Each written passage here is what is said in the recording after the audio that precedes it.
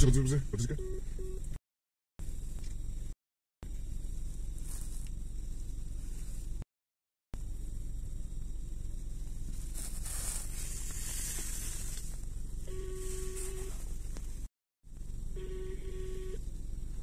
Алло, ага, сейчас, подожди, будь на связи. Стой. Ага, стоим. Сейчас.